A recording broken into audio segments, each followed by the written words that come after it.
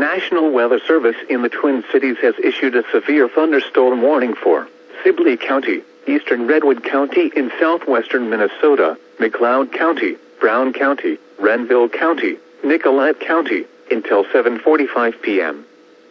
At 6:51 p.m., severe thunderstorms were located along a line extending from near Bird Island to near Sleepy Eye to near St. James, moving east at 55 miles per hour.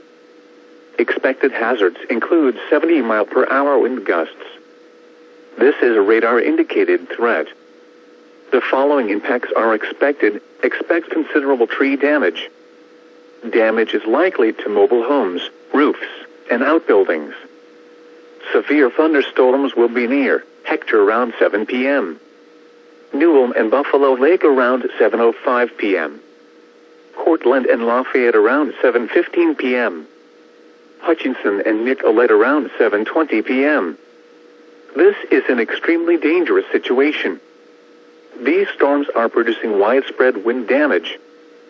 Seek shelter now inside a sturdy structure and stay away from windows. A tornado watch remains in effect until midnight for south central, southwestern, and east central Minnesota.